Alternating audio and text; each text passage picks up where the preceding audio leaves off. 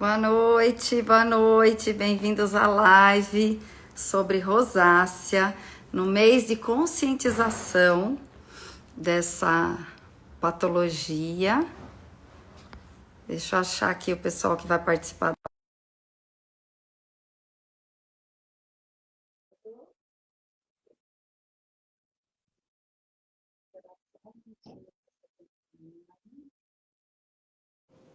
Oi, Gi!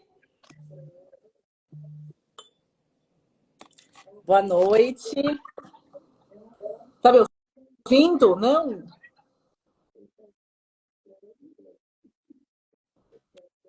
Tá ouvindo?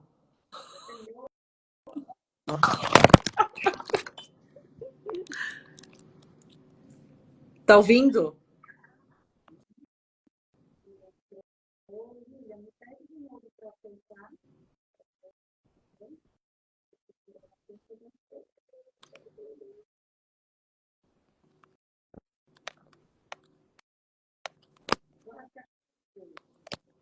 Tá me ouvindo, Li?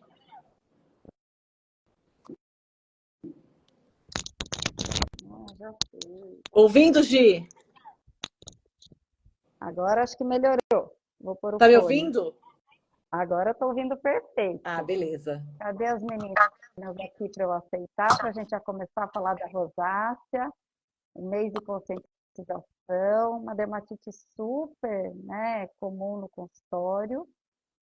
E uma doença que muita gente tem e não sabe que tem, e muita gente tem e também ainda não consegue acompanhar muito bem, e que muita gente tem muita dúvida. Então a gente achou super válido a gente fazer essa live aqui aberta, não só para os médicos, né, como a gente costuma fazer para discussão, mas sim para trazer os pacientes mesmo, né, para a gente discutir e falar mais sobre isso. Oi, Li! Oi, gente, boa noite. Oi, Ivan. Olá, Tá tudo bom? Ivan, boa noite. Oi, boa noite, doutoras. Como é que vocês estão? Tudo Tudo ótimo. Eu já quero mandei muito logo um rosa em sua homenagem, viu, Ivan? Para Eu os fiquei rosadinhos. naquela também de botar um Eu também rosa. queria. Não, eu falei assim, vou botar um rosa, acho que vou botar um verde lá para poder homenagear a Sociedade Já Brasileira de Dermatologia. neutralizar aquele tema. Mas meu verde é homenagem a vocês. Obrigada. Ó, bastante gente já aqui com a gente. Ó, podem mandar perguntas, eu vou ficar bem atenta aqui para ir fazendo as perguntas. A Van já trouxe grande parte das perguntas que chegam para ela também, né, Van? Sim, sim. Lá no Rosácea Grupo, muitos rosadinhos ajudaram aqui com as perguntas e eu tenho certeza que a gente vai conseguir esclarecer tudo. Bora lá. Vamos começar com as perguntas da Van? pessoal, que a hora passa rápido no Instagram. Vamos? Posso começar com a clássica? O que é rosácea? Quem responde, Li? Lilian, tá na ponta. Vamos lá. A rosácea é uma doença crônica inflamatória da pele. E eu sempre costumo explicar para os pacientes que ela é um conjunto de desregulações. Então, a gente tem uma desregulação imunológica, a gente tem uma desregulação vascular, a gente tem uma alteração de barreira da pele, e é uma doença que é crônica, então ela vai ao longo da vida do paciente, ela não tem cura no sentido de não tem nada que você faça, que você nunca mais vai ter rosácea, mas eu acho que a mensagem mais importante de tudo é que ela tem controle. Então, a gente tem uma gama enorme de possibilidades de tratamento e o dermatologista estuda e se atualiza e está aqui justamente para conseguir ajudar da melhor forma possível os pacientes que têm rosácea. E ela tem tipos, doutoras? Tem alguns tipos sim. A gente tem desde uma manifestação leve, que é a pele rosinha, a pele vermelha, que se manifesta às vezes como flushings, né? Como surtos de um calor, de uma pele vermelha, que pode começar inclusive no pescoço, no colo e subir para as bochechas, né? A gente tem a rosácea papulonodular, que o nome é muito, né, sofisticado, mas nada mais é do que uma inflamação da pele, onde se formam pequenas bolinhas e às vezes lesões que parecem da acne, parecem espinhas. A gente tem alguns tipos mais específicos. A gente tem a rosácea que acomete os nossos olhos, né? E aí pode ficar vermelho, sensível, com a pelezinha descamativa em volta. E a gente tem a manifestação que a gente chama de cimas, que são pequenas deformidades da pele, onde os poros ficam muito abertos, muito visíveis, os vasinhos ficam muito inchados e pode causar um certo desconforto estético, porque às vezes pega a pontinha do nariz e dá uma sensação de pele, né, com problema. Eu acho legal Muitas dúvidas assim. lembrar que essas manifestações podem vir juntas, né? Então, o paciente pode ter a vermelhidão, mais a papilopústula, pode ter os flushes. Então, a gente hoje sabe que essas manifestações podem se misturar.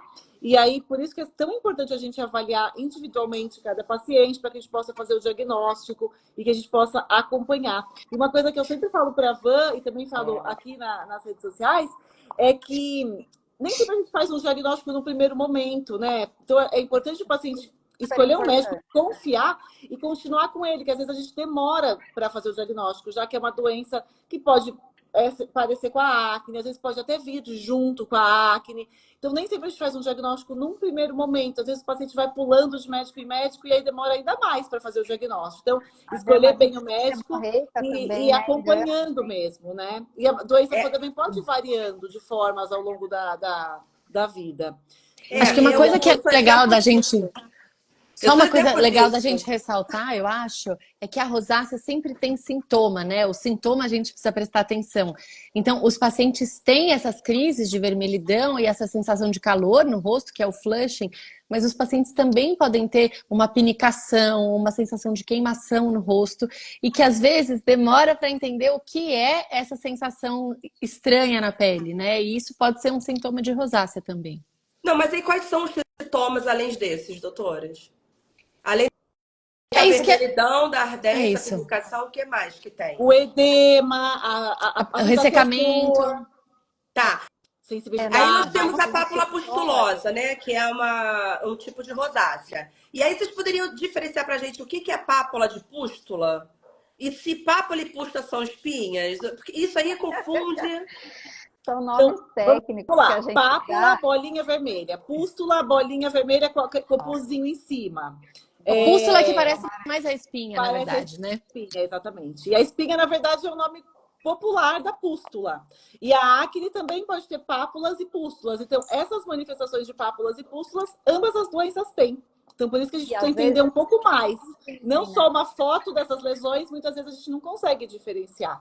Claro que a gente tem a rosácea pode ser mais centrofacial, a acne pode estar um pouco mais espalhada, mas a lesão elementar, que a gente chama, que é pápula e pústula, são as mesmas lesões em ambas as doenças e também podem estar presentes em outras doenças de pele. Não é só a rosácea e a acne que dá pápula e pústula.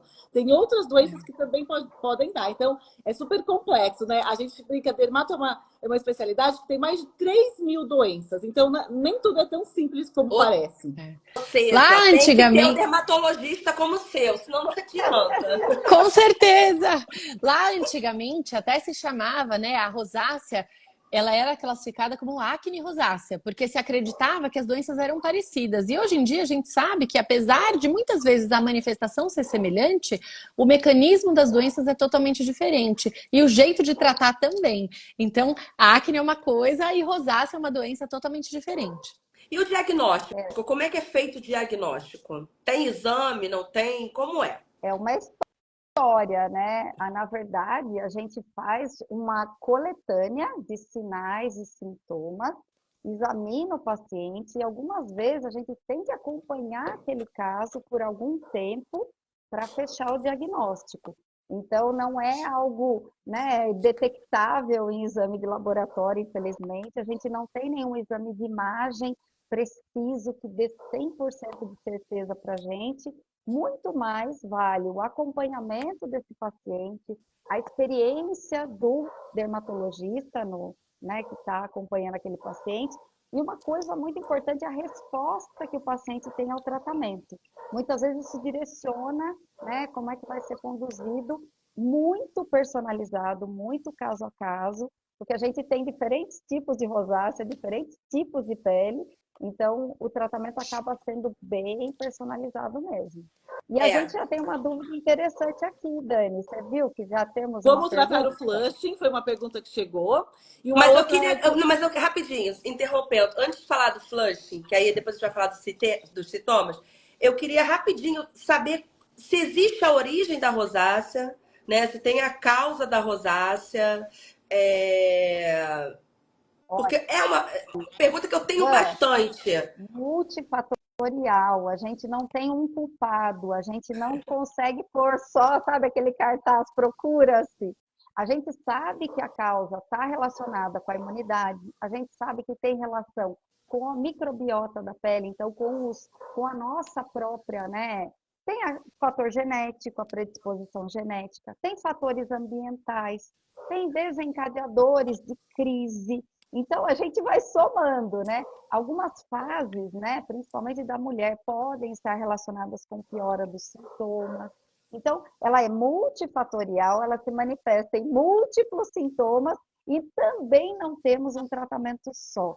O tratamento é muito personalizado, a gente tem várias opções e a gente brinca, né, na medicina, quando a gente não tem um remédio é porque cada um vai agir de uma forma e cada paciente vai ter uma resposta individualizada. Então, a gente gostaria muito de ter um culpado, um alvo, mas geralmente a gente escolhe o principal sintoma ou a principal manifestação clínica e vai para cima dela. Então, se é o eritema, se é a pápula, se é a pústula, se é o quima, se é uma alteração mais relacionada com a imunidade, com fatores, né, de exposição do dia a dia, tá? E tem também a alteração da barreira cutânea, que é importante a gente lembrar, e que por isso o skincare adequado vai ajudar muito na evolução da doença, e o skincare, ele está indicado para qualquer tipo de manifestação e para qualquer intensidade da manifestação, e se a paciente fizer um skincare inadequado, isso vai piorar as condições da barreira cutânea e vai até piorar a doença. Então é uma doença que não dá para brincar de fazer skincare. Precisa fazer o skincare de acordo com a orientação do dermatologista. Isso a gente sempre conversa, né, Van? Não dá pra ficar Eu até... Comum, Deixa eu puxar o comenta aí, gancho da Dani. Não, deixa eu só puxar o gancho da Dani, que eu ia falar justamente isso. Que muitas vezes o paciente vem no consultório achando que ele tem acne e falando, eu já tentei um monte de coisa, a minha pele não aguenta nada e eu continuo com lesão. E na verdade o paciente tem rosácea. Eu ia aproveitar, já que a gente está numa live aqui que é para público geral, eu queria perguntar para você, Van, como foi o seu diagnóstico? Eu acho que você deve ter tido uma demora para entender que você tinha rosácea, porque muitas vezes o que a gente vê, isso que a Dani falou de entender o skincare certo, muitas vezes o paciente fica numa história de tentativa e erro, de tentar resolver a pele sozinho, de eu tenho bolinha, eu tenho pústula, então deve ser acne, eu vou para produtos com acne, e isso acaba atrasando ainda mais o diagnóstico e o tratamento. Então eu queria te fazer essa pergunta. Então, primeiro, eu não conhecia o que era rosácea, eu não sabia o que era, não conhecia ninguém que tinha. Então, assim, já foi um desespero, né? Então, o meu diagnóstico foi horrível por conta do meu emocional. Eu levei 3 consultas para ser diagnosticada, porque a gente não conseguia identificar. Eu já cheguei no consultório dizendo que eu tinha rosácea, porque eu fui parar no pronto-socorro, né? Por conta de uma reunião, e eu comecei a inchar, e o flush ia e vinha antes. Mas teve uma hora que ficou. E aí eu fui parar na emergência e a doutora da emergência, né, a clínica, falou, procura o dermato que você é rosácea. Aí eu olhei na internet que era, desesperei. Já cheguei gritando, né? Eu tenho rosácea, mas não deixava a médica ver, né? Então, realmente eu tive que ter muita paciência e ela comigo também. Porque foi muito difícil. Como vocês falaram no início, é importante a gente ter paciência, né, para poder ter o diagnóstico. Porque se eu não tivesse essa paciência também, se eu não confiasse na dermato, eu também estaria pulando de dermato em dermato.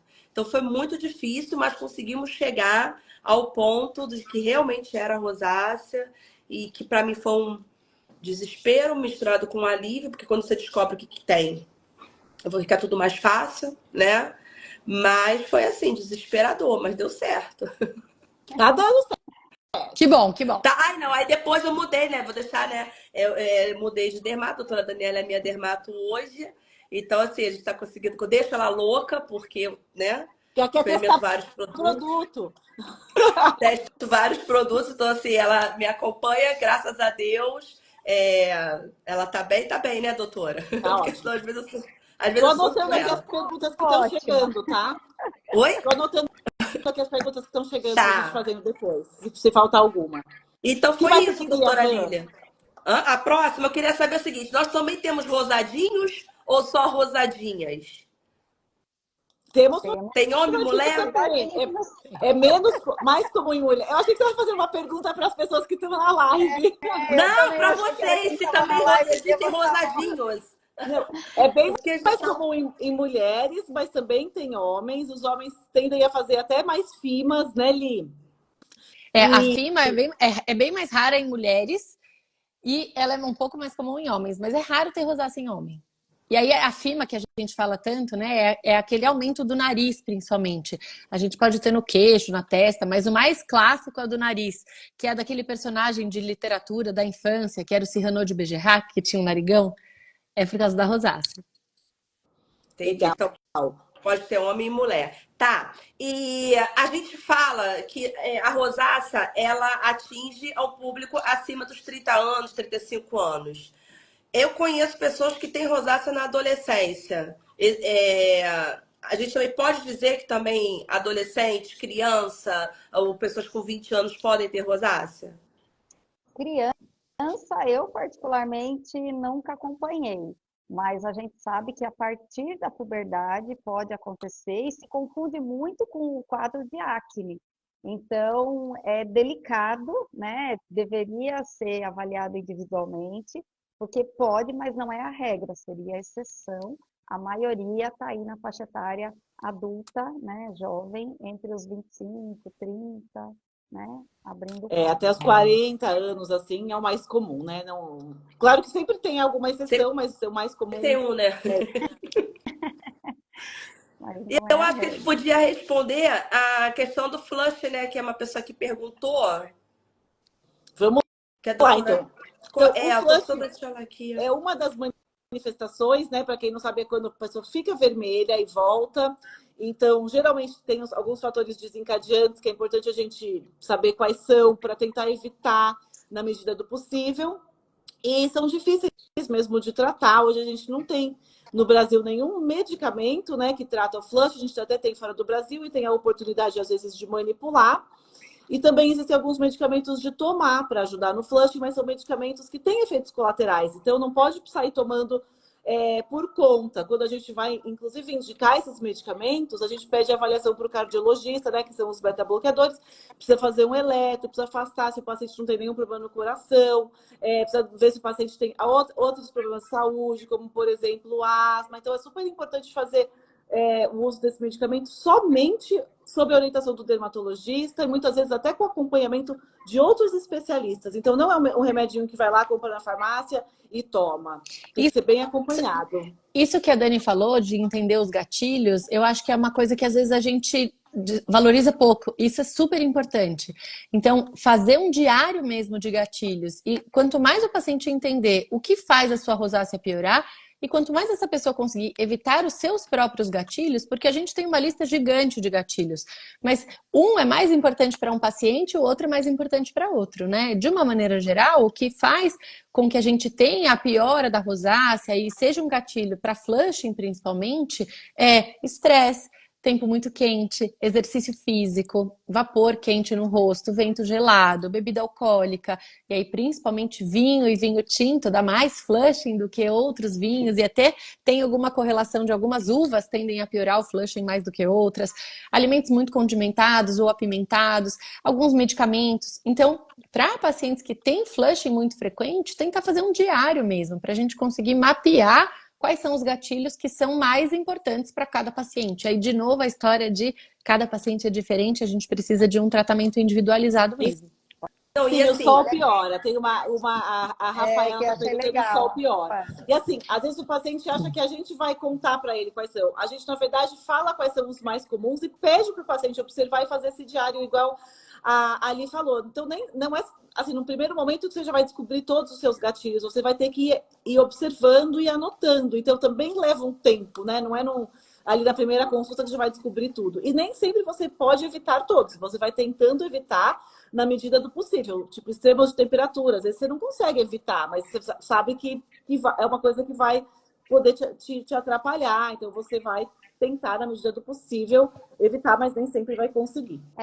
O estresse é outro exemplo, né? A gente não tem como evitar o estresse. E o que eu costumo sempre dizer é o seguinte: vamos lá, vamos tentar descobrir os nossos gatilhos. Então, fazer tudo natural, né? Tipo assim, eu vou tomar um café. Aí toma o café, peraí, vai ficar vermelho. Ai, vai ficar... Não, é tomar o café e fluir a vida. Porque senão vai acabar atacando não pelo café, mas sim pelo emocional. Porque o emocional interfere. Então, quando for testar, ficar reparando nos gatilhos e testar as coisas, testar, tomar, seja o que for, e seguir a vida, tranquilo. E reparando, mas não ficar naquela coisa de, sabe, será que deu? Vou pro espelho, senão entra em crise.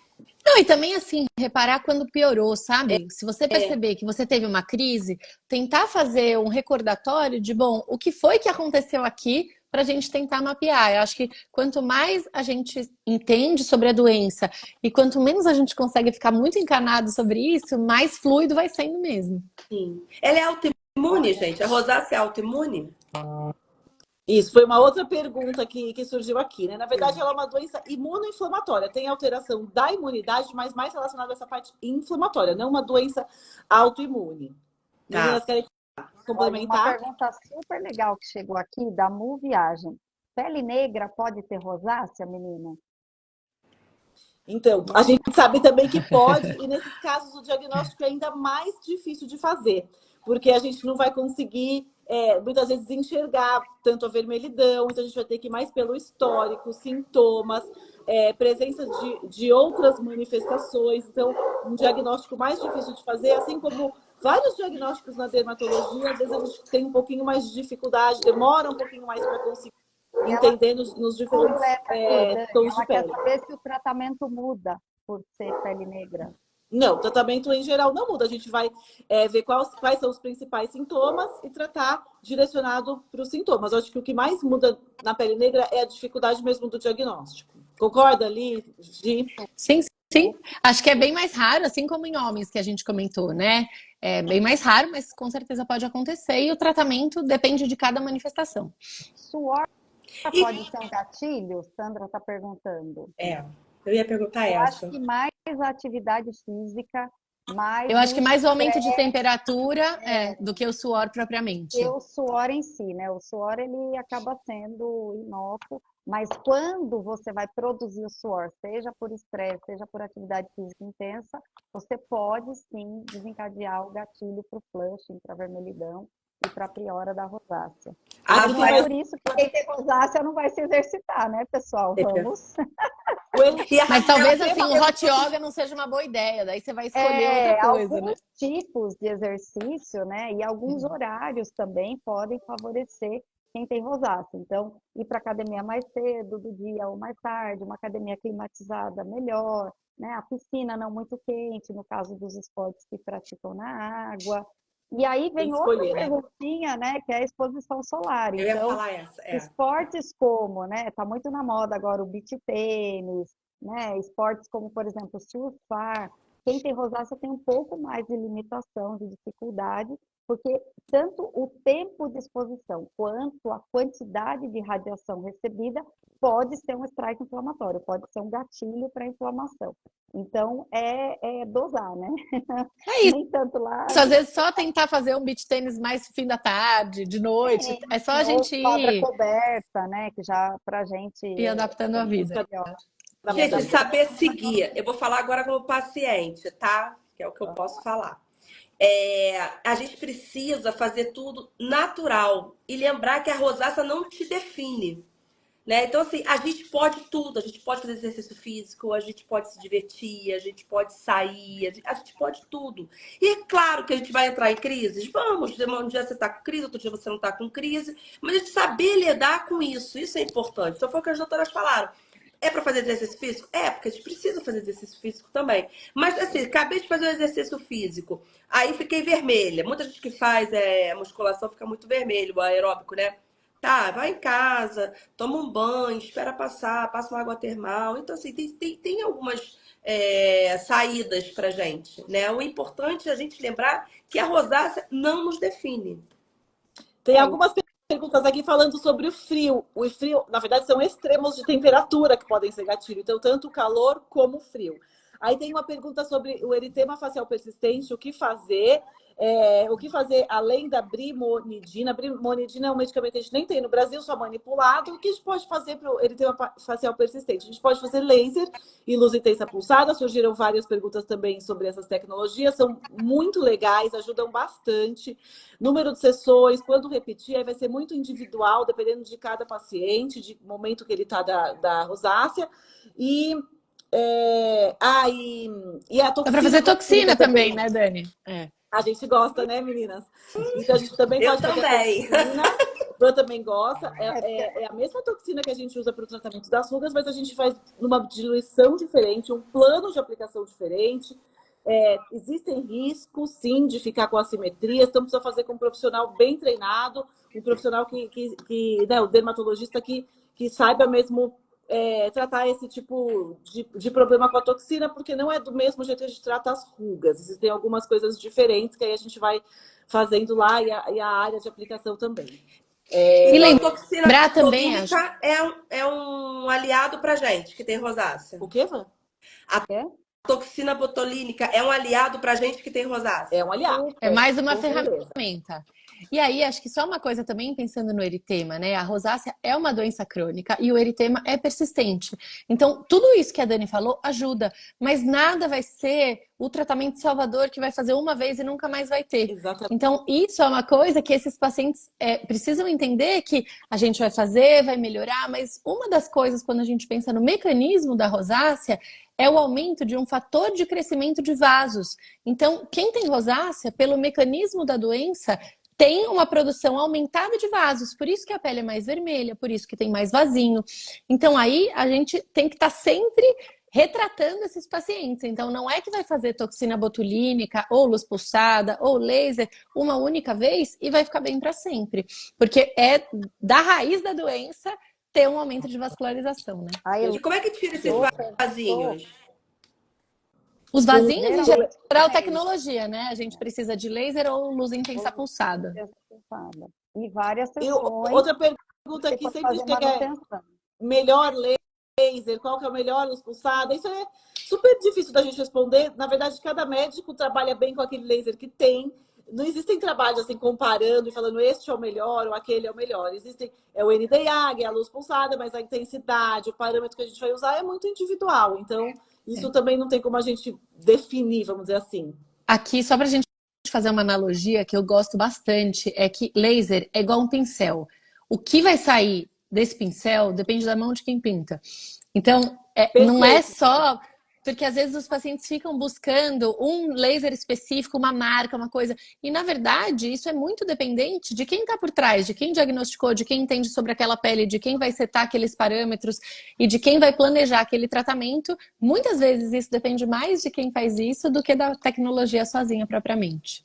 Outra coisa, né? O conjunto da obra. Então, tem que ter o pincel bom, tem que ter a tinta boa. Então, o skincare, que é esse cuidado rotineiro com a pele. A gente recebe muita gente no consultório como se skincare fosse uma coisa de outro mundo, e não é. É uma rotina de cuidados com a pele, bem orientada, bem conduzida. No caso da rosácea, inclusive, menos é mais. Por quê? Porque, às vezes, a ousadia ou a somatória de muitos ativos não é benéfica. Pelo contrário, pode gerar até crise. Uma das perguntas aqui é sobre o ácido retinóico, os retinoides, né? Que, assim, super na moda, é obrigatório no skincare de alta performance, mas calma, e a sua pele? E a sua necessidade? Geralmente, pacientes que têm rosácea não têm uma boa tolerabilidade para ácido retinóico. É um dos ativos que a gente não costuma prescrever.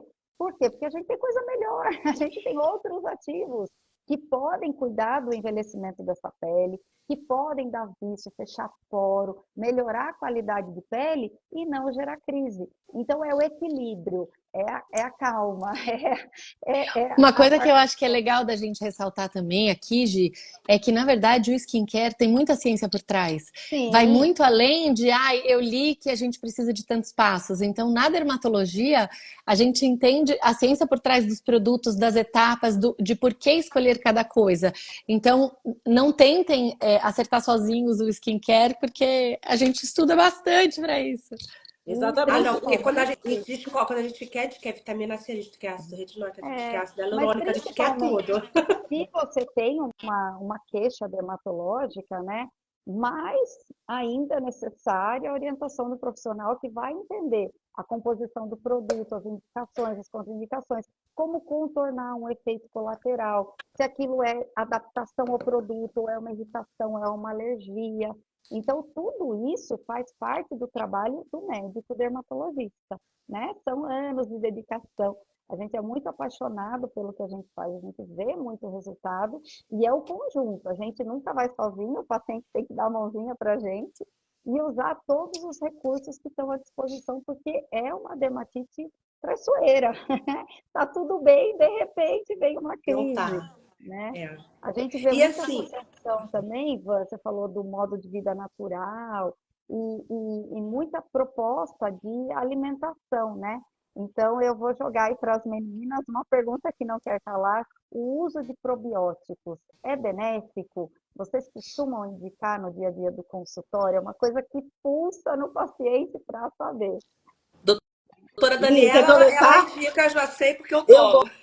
gosto de probiótico. A gente não tem ainda tão bem definido como a gente tem para acne, né, Li? A gente hoje tem um probiótico específico para acne, mas a gente acredita que na rosácea também tem um efeito muito legal, mas a gente não tem algo específico para rosácea, que eu acredito que no futuro a gente vai ter.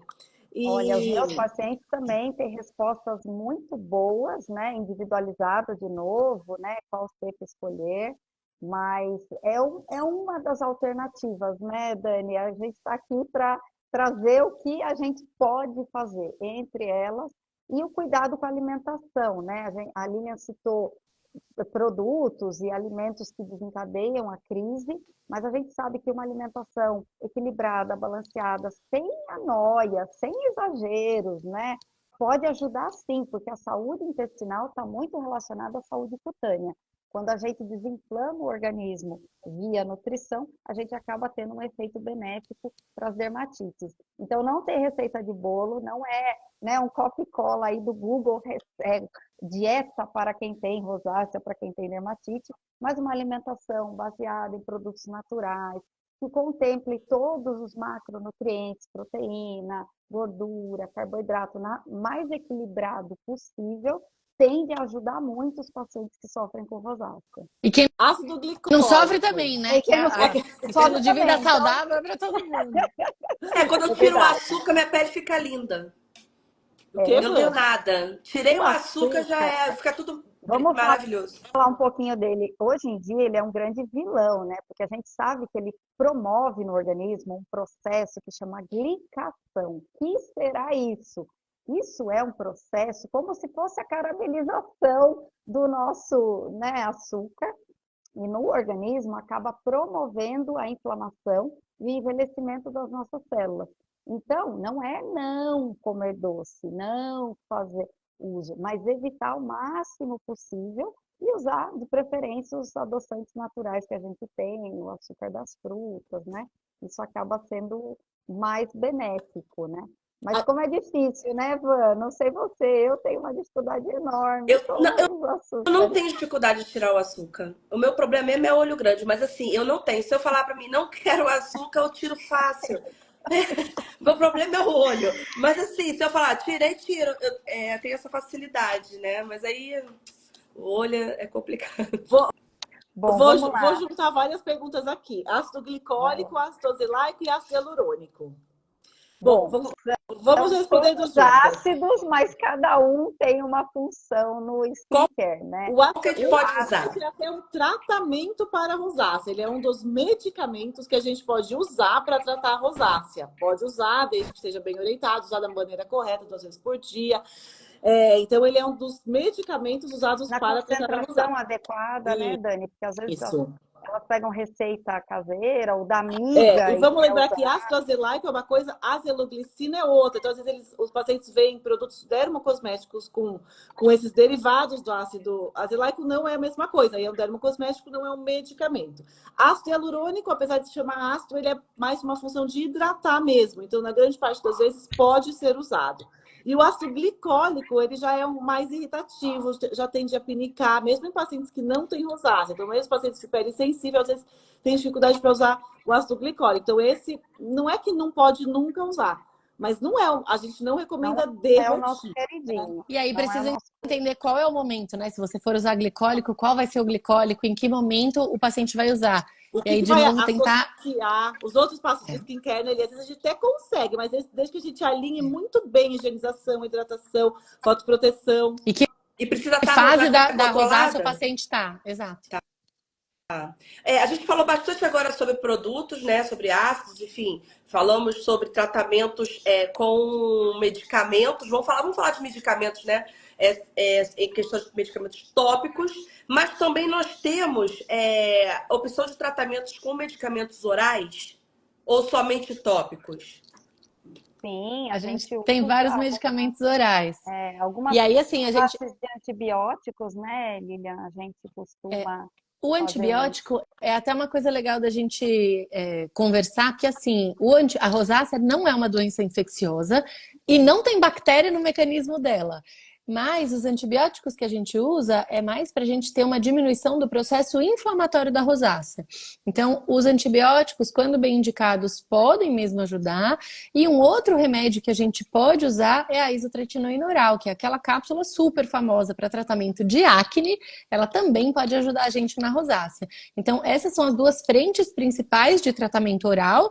Mas como a Dani comentou, por exemplo, pacientes que têm uma vermelhidão muito importante no rosto, a gente pode lançar mão de alguns outros tratamentos que são orais, que a gente aí conversa com o cardiologista, vê o eletro, enfim, mas que isso pode ajudar. Então, a gente escolhe por um caminho ou por outro, a depender de qual é a manifestação mais importante daquele paciente, que fase da vida tá, se a gente quer melhorar mais rápido ou se a gente tem mais tempo, se a pele é mais oleosa ou mais sensível.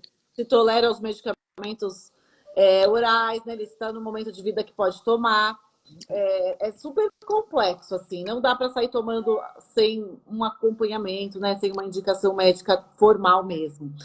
Porque a gente tem a rotina, mas a gente tem uma série de medicamentos. Então, a Dani, como bem lembrou do azelaico, o ácido azelaico é um medicamento. Então, ele só deveria ser usado com orientação de médico dermatologista. E aqui tem uma pergunta se o azelaico vai melhorar o eritema. Na verdade, o eritema puramente eritema, na grande parte das vezes ele não vai melhorar. Quando tem muitas pápulas e pústulas, como ele vai melhorar as pápulas e pústulas, acaba melhorando aquele eritema que está acompanhando as pápulas e pústulas. Então, hoje, assim, a gente não indica o azelaico puramente para o eritema. Então, hoje, na grande parte das vezes, pacientes que só tem eritema, a gente vai indicar o skincare e as tecnologias e também a toxina, né, meninas? Até aquele medicamento tópico que existia, hoje não existe mais no Brasil. Então, a gente acaba não indicando apenas a gente resolver manipular. Eu, na grande parte das vezes, não manipulo. Não sei qual é a conduta de vocês. Eu acho que o azelaico pode diminuir a vermelhidão, pensando que ele tem uma ação anti-inflamatória, mas só se ele tiver outras lesões associadas, né? Paciente que tem só vermelhidão e vasinho, por exemplo, em geral precisa mesmo de ajuda de tecnologia. Tá, o ácido azelaico a gente pode também comparar com o Rosex e com o Solantra? Porque são medicamentos tópicos. Falar deles agora. Cada um é um, né? Cada um é um, mas eles também são para vermelhidão, são para pústulas. De medicação. O Solantra, ele é a ivermectina tópica. A ação dele, de novo, vai ser mais na cascata inflamatória, né? E não exatamente para a parte vascular, porque a vermelhidão, na nossa cabeça médica, está muito associada com os vasinhos sanguíneos. E controlar os vasinhos é muito complicado, entendeu? Então, a gente usa, geralmente, o Solantra e o metronidazol, que é o Rosex, de forma tópica de aplicar, com uma ação mais anti-inflamatória do que para controle bactericida, para controle da flora cutânea, né? E no caso, tanto a ivermectina quanto o metronidazol não vão agir diretamente nos vasinhos, tá? Então, eles vão fazer parte do arsenal. A gente vai usando. Vai ter... Até dar certo. E dá certo, né, sobre gente? o tetralizal. Tetralizal antibiótico, né, via oral, que, assim como a Lília falou, vai agir mais pela sua ação anti-inflamatória do que pela ação antibiótica, né? não tem bactéria na rosácea, na fisiopatologia, ali na doença. Então, ele age mais pela parte anti-inflamatória. Assim como ali falou também, acho que a pessoa acho que não estava na live desde o começo, acaba que a gente usa antibióticos para aproveitar o seu efeito anti-inflamatório em algumas doenças de pele, mas acho que isso é super complexo, não vale a pena a gente entrar. Mas sim, o tetralizal é um dos medicamentos usados para a rosácea. E a gente usa uma dose diferente, um tempo diferente, né? Geralmente os tratamentos são mais longos do que, por exemplo, de uma amidalite, de uma otite, de uma infecção aguda causada por bactéria, né? E aí a gente precisa do médico, da figura do médico, prescritor, atualizado, para orientar direitinho como vai ser essa conduta, como vai ser esse acompanhamento. Então é normal tomar um antibiótico para rosácea durante 90 dias? É normal se for numa casa... Estamos falando de uma crise muito severa.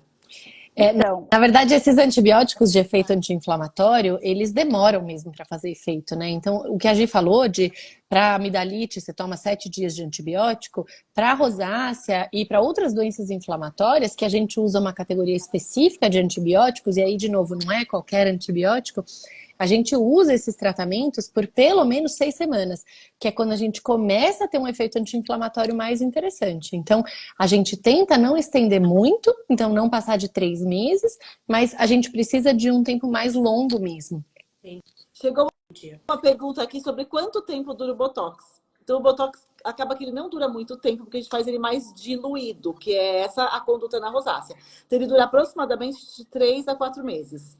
Em relação ao controle do eritema, porque a gente não pode fazer ele muito forte, porque aqui, onde geralmente a área mais importante de fazer, tem musculatura hiperdinâmica que a gente pode deixar assimetria no paciente. Então, a gente usa mais diluído numa camada mais superficial da pele, então dura um pouco menos, mas em geral os pacientes gostam bastante do efeito e a gente vai fazendo aí da pele, né, Dani? A gente tem os músculos da mímica facial, do sorriso, de sugar o canudinho, de ficar bravo, de ficar feliz.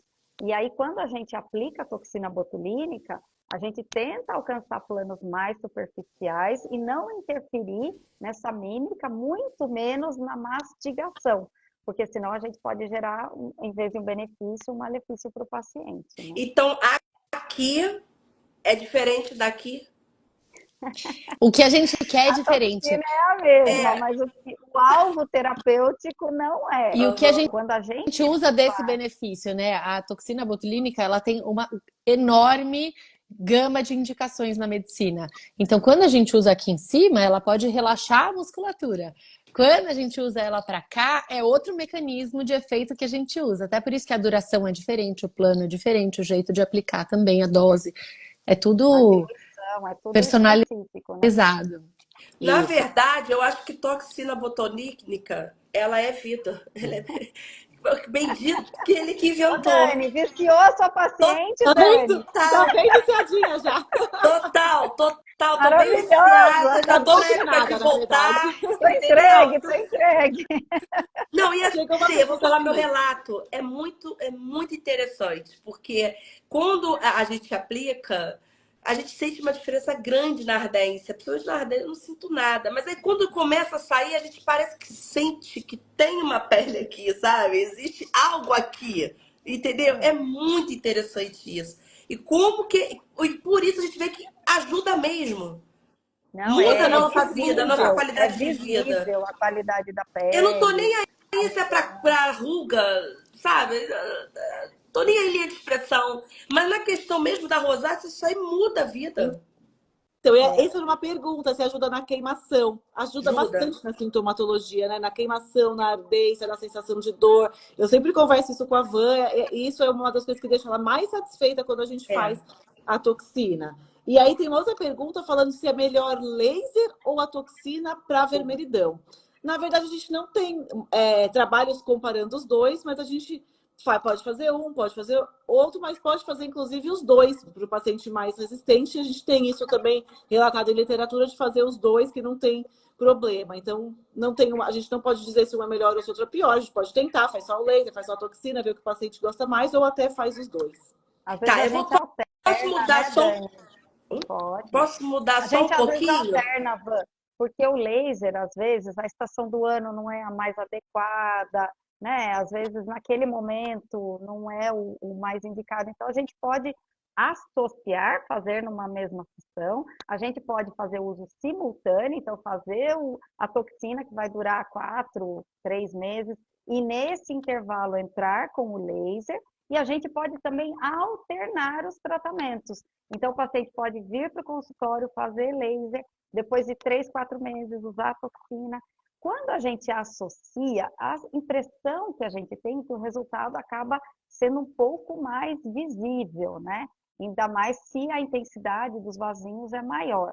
Mas isso também depende do quadro do paciente, né? E vamos falar um pouquinho agora sobre hormônios, TPM. Muitos rosadinhos falam, entrei na TPM, atacou a rosácea. Entrei na crise por causa da TPM, porque eu menstruei. Isso realmente acontece? Existe essa possibilidade dos hormônios em si, tipo, por exemplo, menopausa, climatério, eles podem interferir também e gerar uma crise? A pele, ela antigamente era considerada uma barreira. Hoje em dia, a gente sabe que é um órgão imunoendocrinológico. Então, a pele participa de todos os processos vitais. Algumas vezes como manifestação de outras patologias, algumas vezes nela se instala. A gente sabe que qualquer desregulação orgânica, de qualquer natureza, piora, assim, amplifica, né? Não necessariamente causa, mas ela amplifica os sintomas de algumas dermatites, por exemplo, a rosácea. Então, sim, Acho a que a TPM principal, pode. acho que a principal associação que a gente vê é que a TPM faz com que a gente fique muito mais estressada. E o estresse é um baita de um gatilho para a piora da rosácea. Acho que até hoje, pelo menos não que eu conheça, a gente não tem estudo comparando a TPM ou a flutuação hormonal da TPM propriamente com a piora da rosácea. Mas acho que é uma associação fácil da gente pensar a flutuação do estresse na nossa vida e como isso impacta no controle ou na crise da rosácea. Chegou aqui uma pergunta sobre a rosácea na gravidez. Então, a gente tem alguns medicamentos que a gente pode usar com segurança na gravidez, principalmente para controles de pápulas e pústulas, manter um skincare bem alinhado, não fazer muitas experiências na pele, bastante protetor solar, que é sempre indicado, a gente quase não falou. Então, assim, o protetor solar é fundamental. Para nós, dermatologistas, é fundamental todo dia, mas, assim, para a rosácea, super importante, tendo em vista que sol é um dos fatores de gatilho. Então, acho que a gente podia resumir o skincare em 3 passos básicos: higienização suave, hidratantes específicos e filtro solar. E depois, uma outra coisa vai depender do acompanhamento, da fase da rosácea e do seu dermatologista estar perto, te indicar e te acompanhar, né, meninas? Acho que a gente pode começar pensando em finalizar, que nós estamos já com quase 50 minutos de live. Vocês querem deixar mais alguma mensagem importante? Não Só falando do desista, tratamento na não gestação, desista. que os tratamentos orais na gestação a gente não pode, né? Então, as 2 principais linhas de tratamento de comprimido na gestação totalmente contraindicado, e se o paciente tiver planejamento de engravidar, a gente também segura a onda. Mas acho que, pensando no nosso gran finale aqui, acho que algumas coisas que são importantes, o que a Van falou de a rosácea não te define, acho que é uma mensagem importante, de sempre ter um médico dermatologista junto, que a gente estuda para isso, a gente está aqui para ajudar vocês, então para orientar o skincare, para entender os procedimentos, acho que quanto mais informação a gente tem, melhor. Mas, na medida do possível, não tentem achar a solução de eu vou fazer um tratamento com toxina aqui, eu vou fazer um laser ali, porque a gente está aqui justamente para ajudar vocês nessa trajetória aí. É uma doença crônica que não tem cura, mas tem controle. Perfeito. Tem só mais uma perguntinha rapidinho. Você pode fazer luz pulsada ou botox tomando Espiro? Pode, mas vamos lembrar que a Espiro não é um tratamento da rosácea. Seria um tratamento mais da acne. Então, se está tomando Espiro, precisa rever o diagnóstico. Então, é por isso que a importância do dermatologista perto. Porque as pessoas falam, Vanessa, tua pele tá ótima. Tá ótima, eu faço direitinho, mas eu tenho uma dermato que eu tô ali, me acompanha, fiz manutenção, experimento os produtos, mas eu tenho ela. Então, assim, é importante nós termos um dermato para chamar de nosso.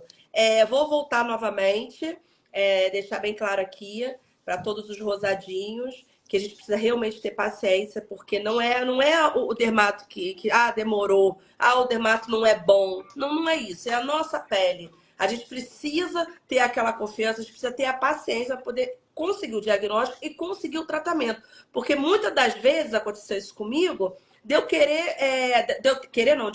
tentar vários produtos e não dá certo. Tudo tava crise. E a culpa não é do dermato, a culpa não é porque realmente minha rosácea não aceitou e uma hora vai aceitar. Então, existe a importância e a gente não usar medicamentos porque uma pessoa falou, outra pessoa falou. Não. Gente, medicamento é sério. E a gente precisa que um dermato ele acompanhe e indique. E é por isso que no Rosácea Grupo, eu vou falar isso para vocês três e para todos os dermatos que estão aqui nos ouvindo. Quando eu montei, eu fiquei com muito medo. Porque eu falei, cara, eles vão achar que eu sou uma dermatologista e, sinceramente, não tenho dom.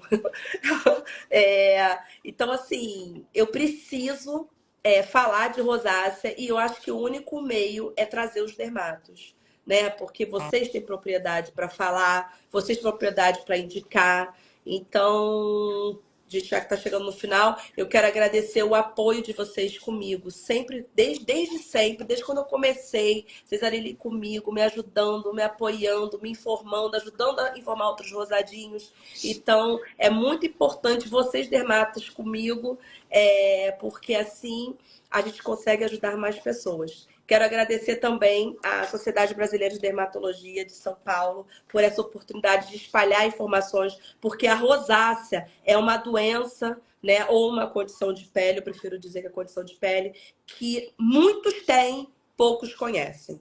E quem não tem, não conhece mesmo. Então, assim, isso que vocês estão fazendo é uma grande oportunidade para nós, rosadinhos, espalhar informações. Muito obrigada. Perfeito. Van, quero só aproveitar para ressaltar a importância do trabalho que você faz enquanto paciente, de ter a preocupação de levar informação de qualidade e ajudar a gente. Acho que é uma super parceria ganha-ganha aqui, que você ajuda muito a gente a espalhar e disseminar informação de qualidade e ajudar todo mundo que tem rosácea e sabe, e todo mundo que tem rosácea e nem sabe.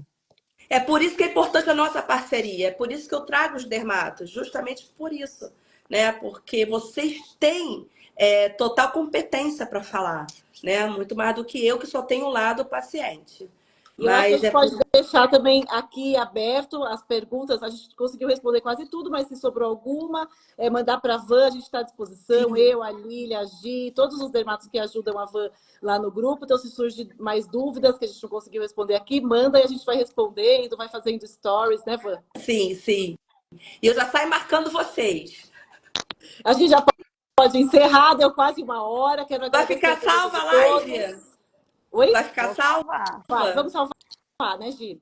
A Gi vai salvar pra gente lá no Instagram da Sociedade Brasileira de Dermatologia. Sempre lembrar, procure um dermatologista, tenha um dermatologista para chamar de seu, um dermatologista da Sociedade Brasileira de Dermatologia e conte sempre com a ajuda desse profissional, que é um profissional formado para tratar doenças de pele. Meninas, muito obrigada, boa noite a todas e a gente vai se vendo por aqui.